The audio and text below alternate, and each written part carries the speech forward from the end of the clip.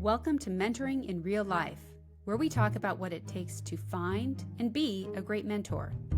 I'm Angela, and together with my co-host Bill, we know the power of mentoring and what it can do in your life on both sides of the table. If you're interested in learning tips, tricks, and hearing stories about mentoring, you're in the right place. Come join us. Hey, Bill, how you doing? Never been this happy. How about yourself? I have never been this curious. So we wanted to take just a few quick moments. We think this is actually going to be a short little episode. Yeah, we've thought that before. We have said that before, but we're nearing the holidays. And when we get near the holidays, I know I personally like to reflect on the goals that I have set for the year, how I'm doing with those, and then what I want to experience next calendar year. And so what we thought we would do is help support people in setting up goals around mentoring for 2026. We'll cover goal setting today around mentoring from the mentor perspective and the mentee perspective. Now, it's important to note that we're not necessarily talking about career-specific goals, but rather what goals do you have as a mentor or mentee? How do you want to lean into mentoring? If you're a seasoned leader, how many people are you mentoring versus how many mentees would you like to have? And if you're seeking mentorship, how many mentors do you have? How well-rounded is your personal board of directors? In a future episode, we'll be discussing the type of career-specific goals you can tackle in a mentoring engagement. But today is just around mentoring itself. Yeah, it sounds like a pretty good way as we're getting toward the end of the year to sort of get revved up for what do we want to look for next year, particularly if we're just getting started with mentoring and being a mentee. And so I think as we get started, it's kind of important before we start talking about all of the details, we ought to talk a little bit about how to set up, what does a good goal look like? And so a goal meaning something you have very definite understanding of what you were trying to accomplish as opposed to some vague intention. If I'm talking about being a mentor, if I say I want to get better at mentoring, it's like being on New Year's Day saying, I want to lose weight this year. Okay, that's interesting. Like, how do you want to lose weight? How much weight do you want to lose? Week goal. Yeah, exactly. Yeah, clearly, I'm better at mentoring than losing weight. Okay, get off my case. So, but if you said I want to get better at mentoring, okay, well, so what does that really look like, or what would be a much better way to describe that? All right, I'm going to complete my mentoring training. I'm going to hold monthly one-on-ones with my mentee to develop coaching and listening skills by December. That's a much stronger way to describe how I'm going to get better at mentoring.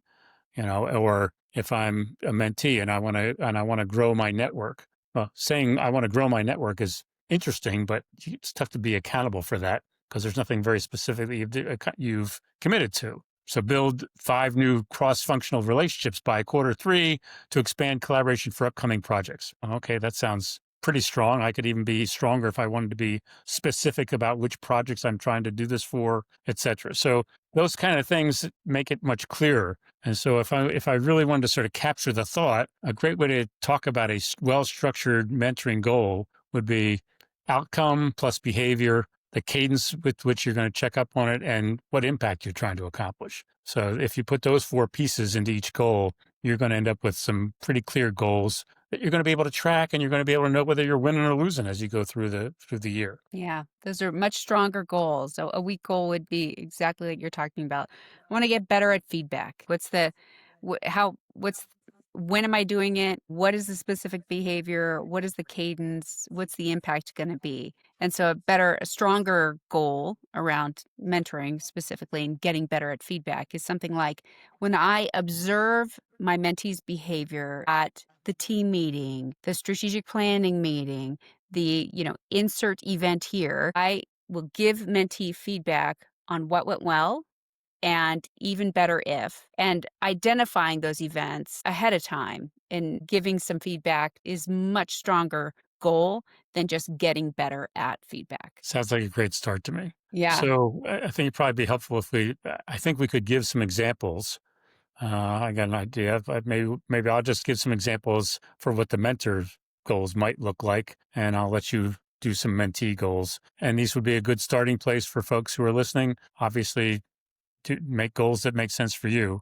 But if I'm talking about skill building as a mentor, okay, I'm going to improve my active listening skills and practice open ended questioning in at least 10 mentoring sessions by Q4. Now, is that the right numbers? I'm not trying to tell people they have to use those exact numbers, but being specific is the important part here. For contributions, I'm going to mentor 2 emerging leaders this year and help each define a 12-month development plan and achieve at least one milestone for each of those mentees. Again, trying to be very specific, not only for myself, for what I want, what outcomes I'm looking for from the mentees. For networking purposes, I'm going to introduce 2 potential mentor-mentee pairings before the end of June. So I'm not only doing this for myself, but I'm going to try and expand the amount of mentoring that's going on in my organization because I believe in it and I think it's beneficial to the organization. And then for the current mentoring relationships I have, sit down and say, I'm going to identify what to stop, what to start, what to change, and what to continue in my current mentoring relationships through seeking feedback from mentees and also self-reflection. And I would have to add in there, how often am I going to do that self-reflection? I mean, all this needs a cadence that you can live with as the mentor. But you need to put that down and own the accountability for yourself. And by talking to the mentees about how often you're going to do it, now you're sharing that accountability with the people you're working with. You know, it just when you were chatting and talking about some of these example goals, the reason why we're thinking that this is such an important piece to look at is because mentoring, we believe, is so important, right? So, how do we know if we're doing better? How do we know if we're succeeding at it? And by setting goals for ourselves as a mentor or as a mentee, then that really gives us some semblance of an idea on whether or not we are achieving what we want to achieve as a mentor or as a mentee. Absolutely. Well, you're giving away some of our next episode, which is fine. But that's exactly the point in talking about how to do good goal setting. And we'll talk about it more. But how would you know if you're achieving it is an important part of the questions that you'd ask. How do you measure the success in whatever you laid out as your goal? And Hmm. so being very, very, very explicit about that as you're setting up goals is a way for you to establish accountability for yourself and for your mentee. Yeah. Yeah.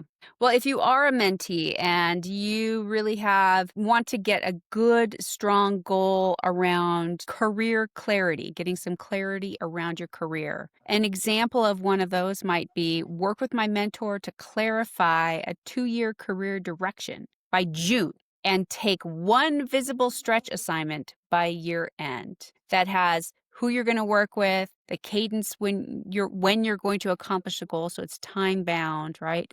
And has some specific measures like I'm going to do a stretch goal by year end. Maybe you want to do a goal type around growing a specific skill. And as a mentee, one of those might be strengthen my executive presence and storytelling by practicing in 6 mentoring sessions and presenting to leadership by Q3. So that gives very specific time bound goals associated with growing your skill of executive presence. With respect to your current mentor relationships, maybe Bill, you talked about this from the mentor side, but the mentee side is as equally as valid. Identify what to stop, start, change, and continue in my current mentoring relationships through seeking feedback from mentors and self reflection. Both sides can actually do some evaluation on what's going well, what would they want to improve, what they want to stop entirely,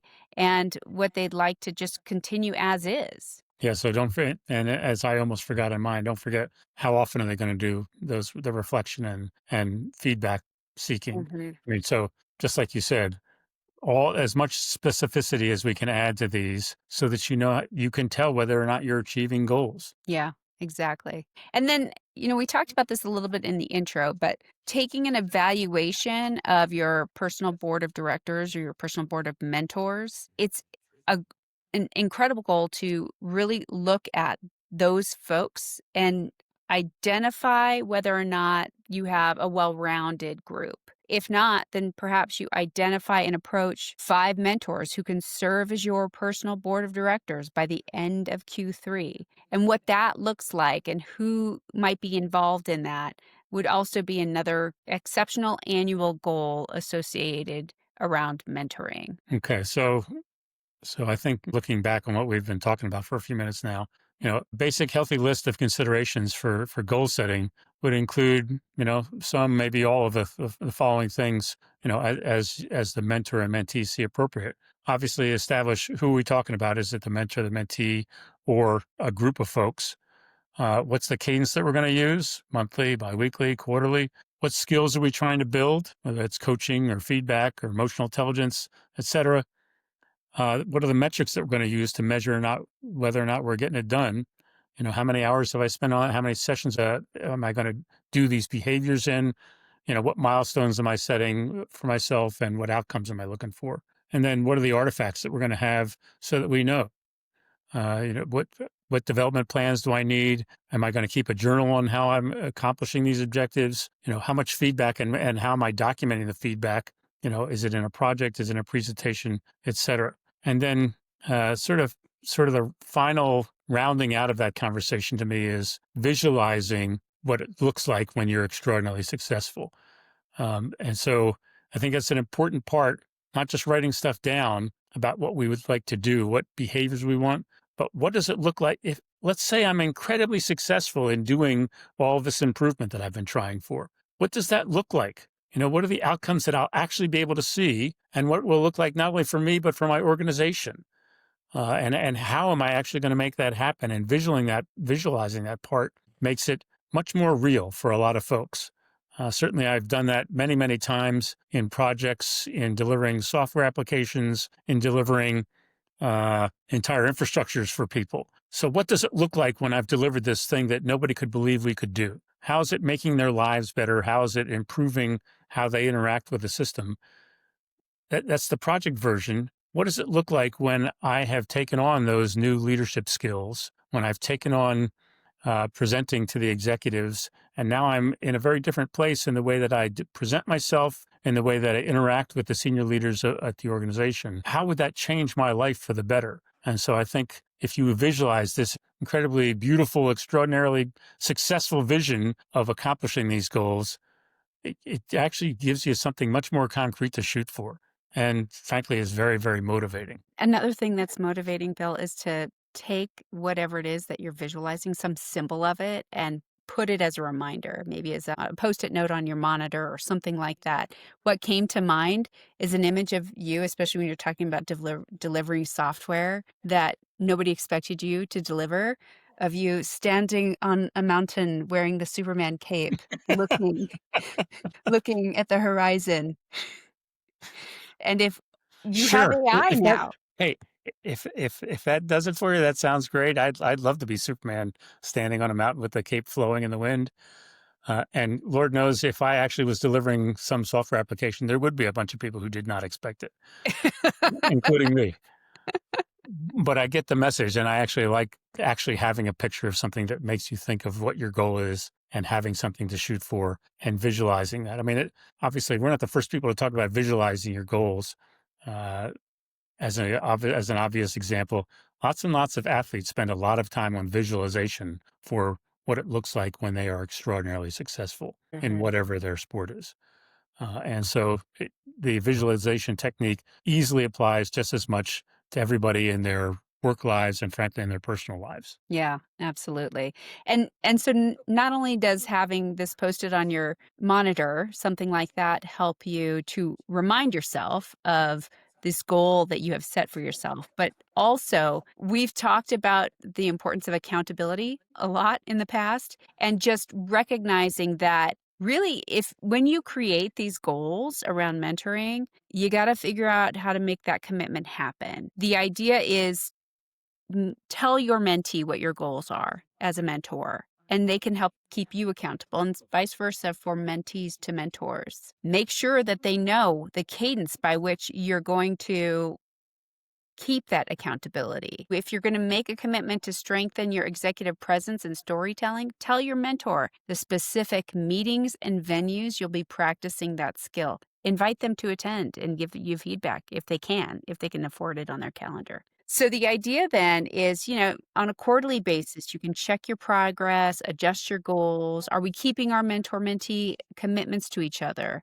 Monthly or biweekly, you could have mentoring conversations. Around twice a year, you can identify what stretch projects or presentations or skills you want to practice and get some feedback on how you're doing with those. And then at the end of the year, you can make sure that there's an opportunity for reflection and a reset for the following year's goals. Yeah. So we've talked pretty robustly about setting goals and what are good goals and how to sort of the cadence and all the rest of that. Lots of folks set goals just like they set, New Year's resolutions. And the question is, how do you make all that stuff stick? Right. For me, it always reminds me of something that I was punched in the nose with, figuratively speaking, by one of our good mentors from Manager Tools, who said, "If you show me your calendar, I'll show you your priorities." And when he brought up the calendar with me, as I looked at it, he said, "Well, where are these things?" Well, no, these other things are important too. He said, "Yeah, but that's what your priorities are because that's what you're spending your time on." So if you put these milestones, if you take the time to put monthly commitments down on the calendar and all the quarterly commitments, and particularly this easily applies for the mentees, but maybe even more so for the mentors. I'm going to go way out on a limb. Everybody's busy, but certainly I noticed that as I got more and more senior, more and more people were putting things on my calendar. Generally speaking, as a more junior person, you're in control of more of your calendar, believe it or not. And as I got more senior, lots of people put things on my calendar. And if I didn't take the time to put these things in that I knew had long-term impacts, and I want a monthly meeting with each of these people, and I want a quarterly meeting with each of these people about these things. If I didn't put it on the calendar, it was overcome by events. It was filled up with lots and lots of other stuff. And so, like I said, when I got punched in the nose with "show me your calendar, I'll show you your priorities," all those things that I said were important to me were not on my calendar because I didn't put them out far enough where I could even fit them into the calendar. If it's next week and I'm thinking I'm going to fit something in, again, for everybody, and certainly for more senior people, next week's calendar is very full already. Yeah, good luck, Chuck. Yeah, exactly. And so the how do you make it stick part, sorry, I keep coming back to the New Year's resolutions. If you're doing weekly weigh-ins, and you're tracking it, it gets a lot harder to ignore it as opposed to saying, "I'm going to lose weight this year, and then I'll check it, I don't know, someday." So I think the calendaring piece is an underutilized real accountability driver for lots and lots of people. Absolutely, absolutely. You keep bringing up this losing weight thing to me, Bill. Is there something I need to know? Do you? It's not anything that you can't see on the camera, okay? But thanks for bringing that up one more time, No, okay? are you talking about me? Are No, you hinting at me? oh, good Lord. I'd be the last guy who's calling you out on that, okay? Yeah, but you talked about putting it on your calendar on a quarterly basis. We do this for our projects, for our milestones, for our assignments at work. We make sure that in order to prepare to show numbers to the board on a quarterly basis, that we make the time to set those numbers up, for example, and we meet those milestones. And yet we so infrequently do that for our own management of ourselves. And I agree. yeah, I mean, somehow it seems like personal improvement sometimes falls behind or a lower priority than many of the project requirements or the testing requirements from your boss. And self improvement is that important, obviously. We would certainly advocate that. And and so you need to make sure that is part of your calendar and yeah, work that in. And you're not only working on that with your mentor, but I would suggest as you're getting serious about it, that's worth having a conversation with your supervisor about. These are really important things to me for my growth here at the company, and I'm going to put that on the calendar because it's that important. absolutely, Because absolutely. most good bosses would say, "I think that's great. Of course, I want you to get better at your job." Yeah, yeah. Well, So wrapping up, mentoring is fundamentally important for growth of individuals and the organization or company that you work for. If you're not yet participating as a mentor, or if you don't have mentors, if you're mentee seeking mentors, what steps next year do you plan to take? How will you become more effective in your role? If you don't create goals around it, how will you know you're being successful? The end of the year and the typical holiday period provides an opportunity to step into the new year with a renewed sense of purpose and energy, as well as a fresh perspective for what progress might be achieved during the year. Many people have come to use this time of year for laying out personal goals, and this time can be particularly useful for identifying goals and steps along the way for both mentors and mentees. Yeah, so let's everybody do much better at their goals for mentoring and being a mentee than I've done with all of my New Year's resolutions. Okay. And so be serious about it. Lay it out in your calendars, commit to it, commit to specific goals, work with each other to get to the place where everybody is being held accountable throughout the year and really make some real progress next year.